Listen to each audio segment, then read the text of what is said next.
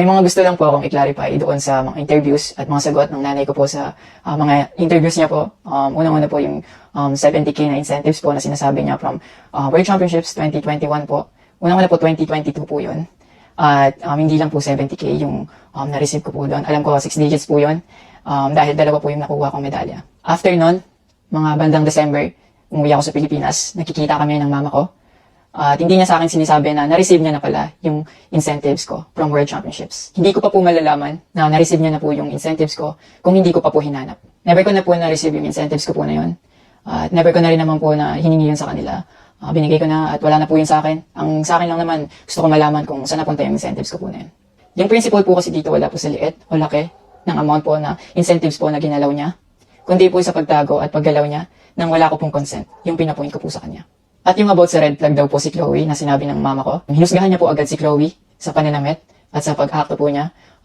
Magkaiba po ng pinalakihan. Unang-una, lumaki si Chloe sa Australia at ayun yung nakagisnay niyang culture. At ibang-iba po talaga sa Pilipinas kung paano tayo gumalaw, magsalita o manamit po. At yung about po sa yung mauubos po yung anak ko, nasabi po ng mama ko. Unang-una po si Chloe po may sarili po siyang income. Lahat po ng nakikita niyong gamit o yung pag-travel niya kung saan-saan po. Galing po yun sa pinagpaguran niya po. At bakit naman po ako mauubos? Gaya nga po ng sinabi ko, si Chloe po may sarili po siyang income and lahat po ng bank account ko po nasa mama ko po. At may mga instances po talaga na si Chloe po yung sumasagot sa akin. Sa incentives po, nasa kanya din kasi yung bank account ko sa monthly allowances sa pag-gymnastics ko. And nung nakuha ko na yung bank account ko po na yun, doon ko po nalaman na inuubos niya po yung laman nun. Eh, nasa akin po yung mga bank statement ng withdrawal po na ginagawa niya po. Sabi niya po nagsimula daw yung hindi namin pagkakaintindihan dahil kay Chloe daw po. Totoo po yun. Dahil ever since unang-una pa lang, ayaw niya na kay Chloe kahit hindi niya pa po nakikita or nakikilala in person. And mas nagkalabuan po kami nung naglagay po ako ng boundaries sa relationship ko. Kasi pinaglaban ko po si Chloe dahil gusto ko po siya. Yung about sa training camp na kinikwento niya na si Chloe dapat wala na daw doon, sabi ng former coach ko pagdating ng dalawang magti-training camp doon.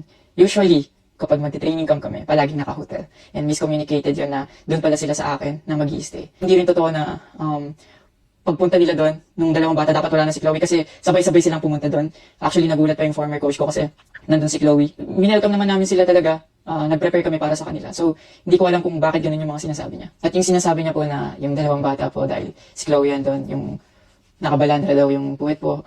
Bilang nakakatandang kapatid po, bilang boyfriend ni Chloe po at bilang ate at kuya po, kami po alagaan po namin sila. Hindi namin po gagawin yung mga iniisip niya na gano'n ang dumi niya mag-isip at hindi appropriate yun para sa akin at disrespectful yun actually sa akin and kay Chloe po. Eh, yung sinasabi niya na so dapat wala daw pong outsider or guest po doon sa apartment ko po. Hindi din po yung totoo kasi wala naman pong naka-indicate or nakalagay sa contract na bawal yung guest or outsider sa loob po ng apartment po. And actually, invited po si Chloe ng former coach ko from Japan nung SEA Games pa lang po sa Vietnam. So, sinabihan kami na invite mo na lang si Chloe sa Japan and doon kayo mag-hangout. Sabi niya pa na feeling niya daw nilalayo ako ni Chloe sa kanila. Unang-una po yun, months before nun, kasi uuwi ako parang 3 days yun. Sinabihan ko na sila na mag-i-spend time ako kay Chloe. Nagpunta kami sa Baguio. Sinama ko si Chloe, nag-spend time kami. Nakikipag-alubilo naman po kami, hindi naman ako nilalayo ni Chloe. Actually, pumunta pa kami sa Pangasinan. Like, po kami doon, parang meet and greet. Yeah. Tapos after nun, nagpunta tayo ng Baguio. And then, ikaw pa nga nag-aya na yung sa bike. Because we didn't know what to do after nung kumain because they were like, oh, what do we do? I was like, oh, let's go sa Burnham Park so that we can take the little kids to go biking. So I'll just attach a screenshot of me saying sorry at that time if they felt left out when we were all hanging out sa Baguio. So you guys can just pause and read. Actually, nakita po yung mama ko and yung family ni Chloe twice po. And then, yun, nag-usap po sila. In the last resort, my family made a group chat na kasama everybody involved because my family wanted to address kung ano yung issues ni mama towards me. Yeah, kasi marami na siyang pinapost. Yeah, marami siyang pinapost. And even though my family knew na madami na siyang pinapost, my family still welcomed them, treated them with respect and with no judgment na pinaringgan nila yung side ng mama, what she had to say about me and our relationship.